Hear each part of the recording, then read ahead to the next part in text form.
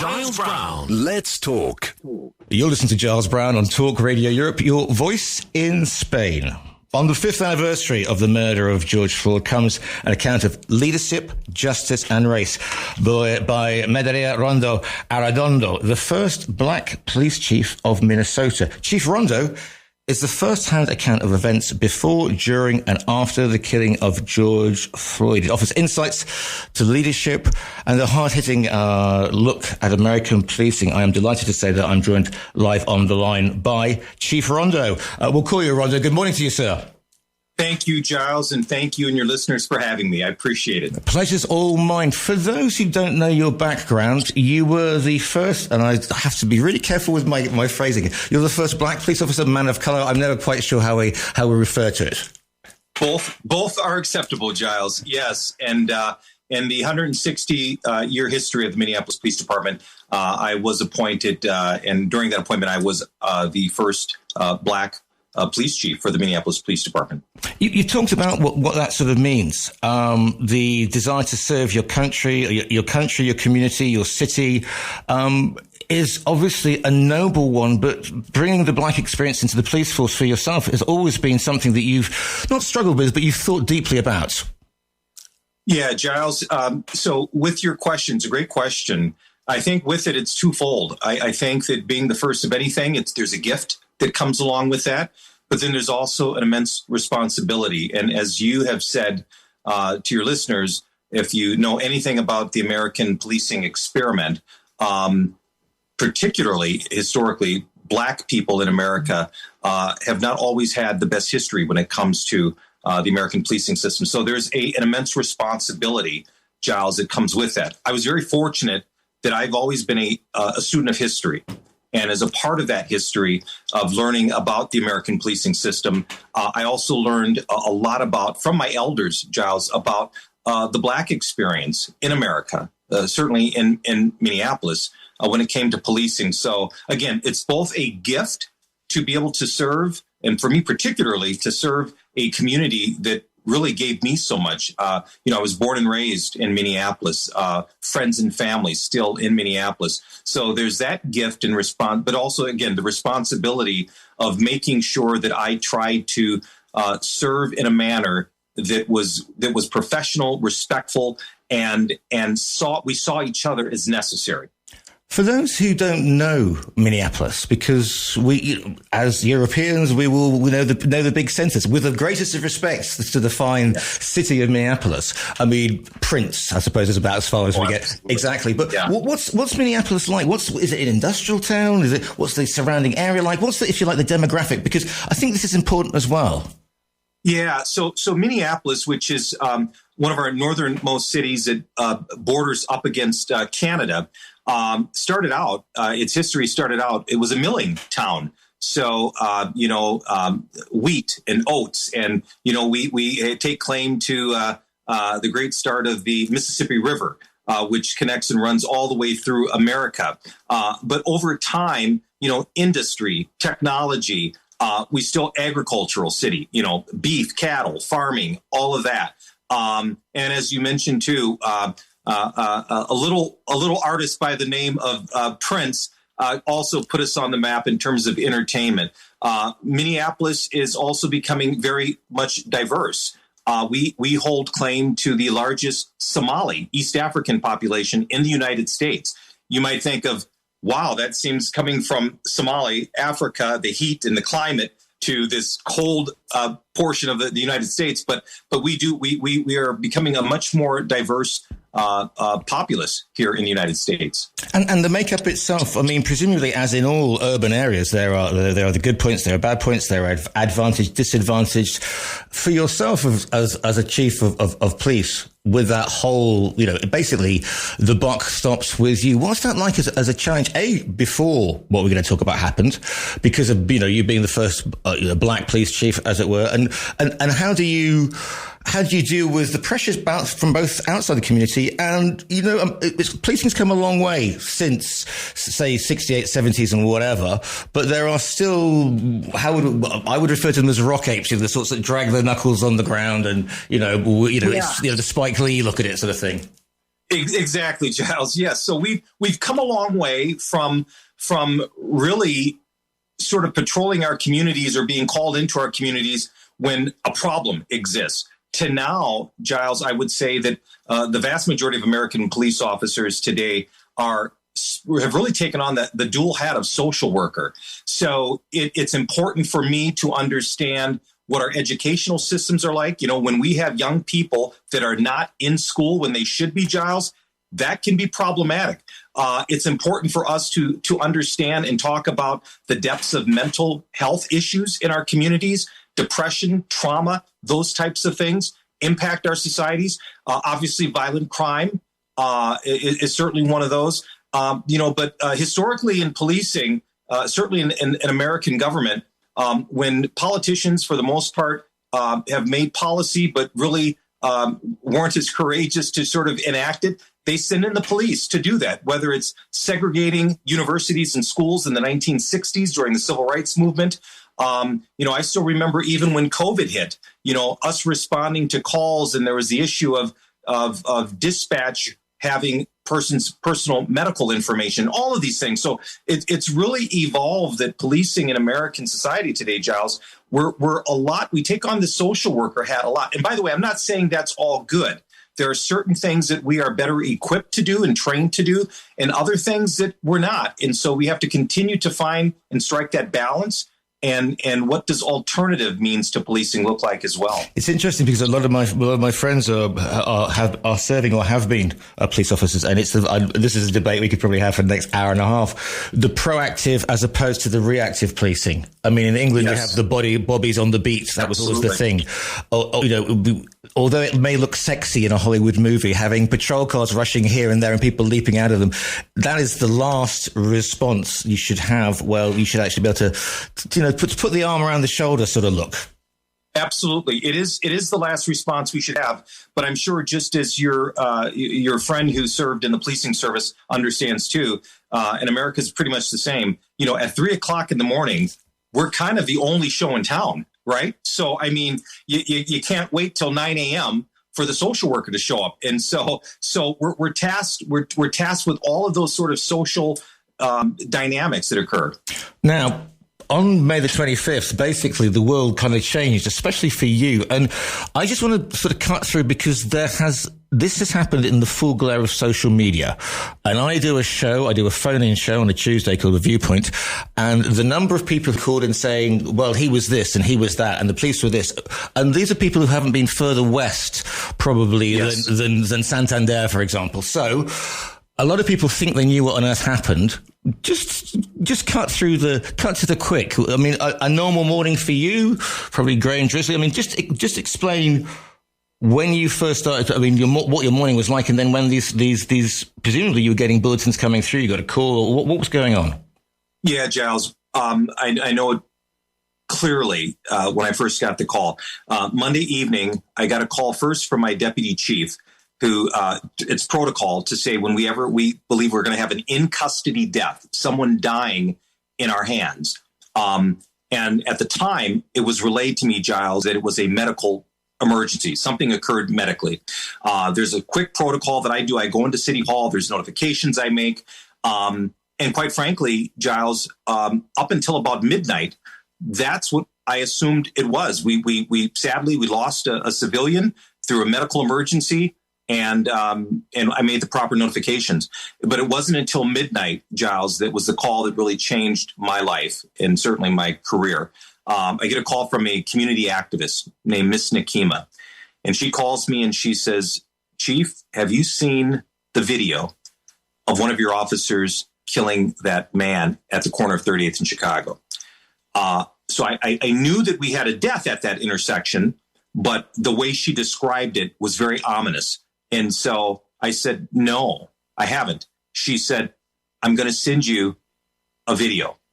And that is when I got the first video that now the world has seen, the bystander video of Miss, by the way, she was a teenager at the time, Miss Darnella Frazier. She had captured those 9 minutes and 30 seconds. And so that was the first time, Giles, that I heard it.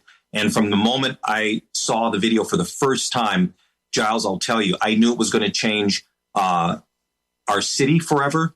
I certainly knew it was going to change me forever. I knew it was going to have an impact for America, but I did not know to the depth that it was going to have in our country the following morning, and certainly, globally. So that is when I first got the call. Because you're looking at this on two levels. One, you're looking at a purely personal level, the shock and horror of this man. Yes. And let's not go, because everybody's seen it. And then you must be thinking on a personal level, good grief, this is awful. And then on a professional level, you must be going, okay, A, why have I not been told this before? Why is a member of the public showing me this? And B, this is going to be challenging, to put it mildly. Giles, absolutely. So one, from a personal level, I'm feeling hurt that what I've just witnessed in terms of a lack of humanity that occurred on my watch. And then professionally, I knew there was going to be a reaction, Giles. And so I also know that I have to keep the citizens of my city safe, because there was going to be a reaction. And so there's all of these things that are playing out simultaneously. And I will tell you and your listeners, Giles, there was no playbook for what occurred in America that summer. It wasn't like I could talk to the chief of police in Los Angeles or the commissioner in New York City, and they say, yeah, Rondo, we had a similar situation. You can't compare, for your listeners who may historically remember the video that was captured back in 1992 of Rodney King in Los Angeles.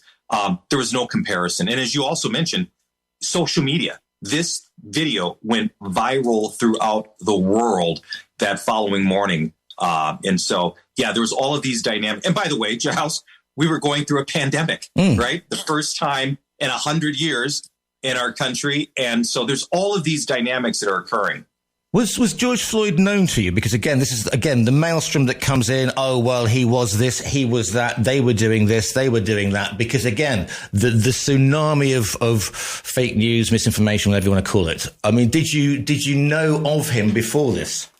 Giles, I had never met or known him. Matter of fact, when I saw the video for the first time that the community activist sent me, didn't even know his name at that time. It wasn't until obviously the preceding morning that he was identified. But no, I had never met the individual, Mr. George Floyd. Do you then immediately sort of call up whoever's on duty or the duty officers of the night and say, right, I want to see these four guys in my office now? I mean, how does it? Because again, I mean, for their safety, as I said, we know what happened when the videos of Rodney King being beaten went out. There were people on the roofs in Los Angeles with guns protecting their property. It could have exploded across America. Yeah, so that's a great question. So during the hours of 8 p.m. to midnight, there was a process. Those four involved officers were making short statements. They were being, had representation from their unions. And so there was a process that was already underway.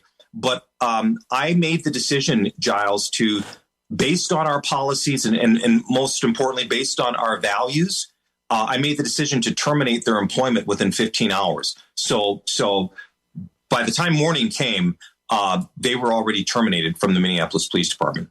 Because had this been 1968, Mayor Daley in Chicago, or somewhere perhaps further more south, they could have been suspended on full pay. There could have been an inquiry. Evidence could have got lost. And this is not a purely American thing. This happens there's a big thing happening in the UK at the moment as well as we look at the 20th anniversary of the 7/7 attacks. You decided to make that stand, and rather than close ranks, behind the blue, as it were, you took the decision to stand as a human being first, as a person in responsibility, and then rather than we have to keep, this is the one that we keep within ourselves. Yeah, Giles. So I have to stand for our values. We also have to recognize the humanity in our profession. I believe to this day that policing is a noble and honorable profession. We are called upon to enter people's lives in sometimes their darkest moments. And, I've often said that policing in America is probably one of the greater forms of what democracy looks like. And I'll give you an example. Someone is in need of help. They pick up the phone, they call 911, and the dispatcher simply says, "What is your emergency and where are you?" The dispatcher doesn't say, who do you pray to? Who do you love? What's your income? We just go. We respond. And we're responding oftentimes to strangers who are in need of help. That has to account for something. And what happened and occurred on May 25th, 2020, that evening, that did not occur. Our humanity left us. And sometimes, I'm about truth, Giles. And if it means that I have to stand for truth, even if it means I stand alone, well, then so be it. But it has to matter. And by the way, our children are watching us in these moments. Our children are watching us in these moments. And I'm going to have to be held accountable in history. Where did you stand? My kids and grandkids are going to ask, Grandpa, where did you stand during that time?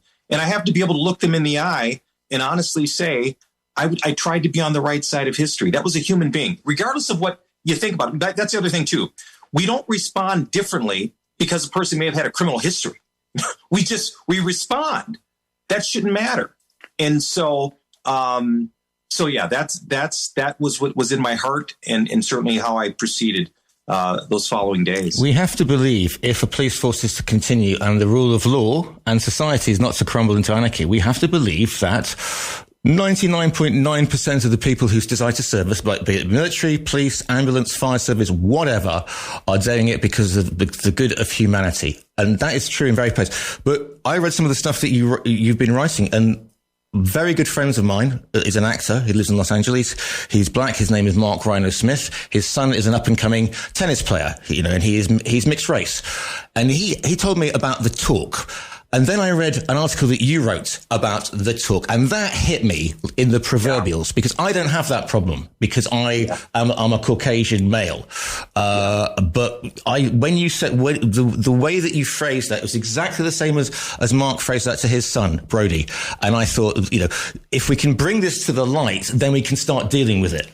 Yes. And that is, so the talk that you mentioned is something that, Giles, I wish I did not have to have that talk with my son. But I will tell you, my father had that talk with me, and his father had that talk with him.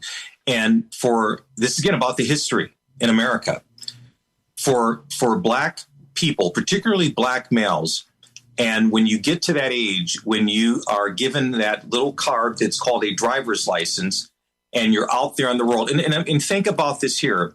We as parents try to instill the sense of worth and value in our children from a very early age, but we also have to protect them. And we know that when they leave our doors and they get out there and they're in this vehicle, they're driving, a form of government that has a lot of authority that can stop them are the police. And so we know that most of those occasions go well, but we have historically seen where they have become tragic incidents. And so we have to have that talk. I wish I did not have to have that talk. And by the way, that talk is basically, I'm doing everything I can to tell my son, regardless of what happens to you when you're pulled over by the police, I need you to come back home to me. If there's a situation that goes bad out there, that you felt that you were disrespected, or we get home, and we can deal with it later. But I need you to make sure that you're safe during that encounter. And by the way, as a chief of police, I have to have that conversation. So it's real. And we have to continue to try to have those conversations about race. They're uncomfortable, Giles, but we have to have them. It exists. How was it like to be in the center of the storm then when this took off and went around the world? Because it went around the world. I mean, it was and for good or worse, people were leaping on that who didn't know the situation, didn't even know when Minneapolis was on the map, and going, you see, it proves that the police are racist, or you see, it proves that, black guys are out there doing wrong things that you hadn't. And suddenly there's this huge pile on, and you're just in the middle of it, presumably saying, look, I just need to work out, were my officers beyond the law? If they were, I'm going to absolutely make sure they feel the full weight of the law, despite the huge pressure coming in and politicians getting involved as they always will. You must have stood there and gone, at one point, it's where you draw on your strength, isn't it? Because whatever you want to call it, test you. And blimey, Chief, this was the test. Yes, it certainly was a test. And you have all of those forces coming into play. Politics. I mean, it was on a national level as well. Our president at the time chimed in. I mean, so it's all of these forces at play. I'm still trying to keep the city safe.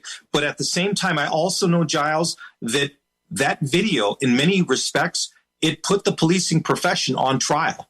It did. And by the way, there's unrest and rioting and other sorts of things happening all across in different American cities. So I know that how I'm leading during that moment will have an impact on people's lives throughout this country. And so I wanted to make sure that it was specific to, in terms of what occurred, was to those 4 officers. But at the same time, you can't hide from the fact that many people have felt aggrieved for decades, for generations about that. And that's going to come to the surface. And so there was still an opportunity to have some thoughtful, hard conversations, and that has to be ongoing. But I had to make sure, first and foremost, Giles, that I got our city through that very tough time. Did you actually go home at all? And if you did, I mean, you presumably couldn't switch off. You couldn't get back and say, darling, I'm home, put the coat on and flick the TV on, because we know what the TV is going to be showing. It must have been an interesting, and I mean, I'm not being flippant, Chief, but you know what I'm saying here. Yeah, absolutely, Giles. I know what you're saying.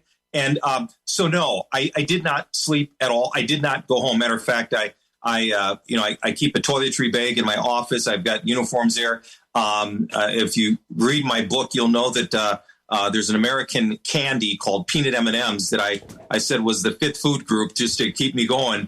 But no, my life was consumed during that time. And when you're in the middle of the storm, you just, for whatever reason, you pull whatever capacity you have to keep moving forward. But I will say that one of the things that kept me going was I just knew, Giles, that our children around the country were watching us at that time. And so I had to make sure I was doing right by them. When the trial took place and the convictions they went down, I mean, you've done the right thing. There can be no exaltation. A man's lost his life. And it's been visceral. It's gone around the world. Presumably, there's no air punching. There's no backslapping. And you relatively soon you step away because you're no longer chief of police for Minneapolis, are you? So that was like, okay, and now it's time for me to serve in other ways. Yeah, there's a saying that says those that lead the revolution should not necessarily lead the change. And so I knew I had to get us through that challenging, unprecedented time in 2020. And then I started to see how our community was starting to heal and recover. And then I said, it was a gut feeling. It wasn't something that I had preordained on a calendar and said this will be the date. But when I felt that the city, and again, the city that I was born and raised in, when I felt that we were going from the pain, the healing to recovery, that's when I said, now's the time. And leaders should never hold on to positions just for the title. You do the best that you can, and then you have to know when it's time to move forward. The book, is it to show what it's like being, and sometimes you have to be a leader, you have to stick to those beliefs that's nourished you, that your father taught you, that your parents taught you, your grandparents taught you, and to just do the right thing. It Giles, absolutely. And my book really focuses on never abandon your values. The moment you do that, it is almost impossible to regain any sense of credibility and trust that you have. And by the way, that's a decision. Listen, I know that when leaders are forced into the arena, it's tough. And many will say, you know what, Giles, I didn't sign up for this. I've got a family to support and feed. I didn't think it was going to be this bad. I get it. But at some point in time, your values have to count for something. And again, I've got to look at my kids and grandkids in the face and be honest with them. So what are you up to these days then? I mean, apart from speaking to Spanish radio, obviously, I mean, what is the thing that you moved on to do then from here? So now I've been doing consulting, and a lot of my work, Giles, is helping leaders, and whether it's entrepreneurs, whether it's government folks, and even internationally. I've been over to the country of Liberia that recently has gotten some conversation here in the U.S. But and I can attest to your listeners that His Excellency President Joseph Boakai speaks very good English, and by the way, the population of Liberia does as well. So, but I've been stepping into spaces where I've tried to, I always want to contribute, but I also want to grow in that same focus. But helping leaders work through challenging times. One of the things that I remember with Minneapolis is that I remain hopeful. I'm someone that believes that hope isn't a mood; it's a practice. And it's rallying your people to know that we will get through this. And so that is how I've been spending some of my time now. Hope isn't a move, it's a practice. That is what I'm going to take from today's interview. The book is called Chief Rondo. It is by Chief Rondo speaking to you today. People want to find you, and listeners, you can order it via our own virtual bookstore. Go forth and get it now. If people want to find you on social media, come and say nice things to you, where's the best place to find you, Chief? Just look up Chief Rondo, go online, Google me, and would love to hear from folks. And Giles, truly, I appreciate all that you do for your audience, and I hope that you'll have me back sometime. Absolutely. The book is called Chief Rondo. It is by Medaria Arredondo, who is speaking to you today. It has been an absolute pleasure to speak to you this morning. Thank you so much, my friend.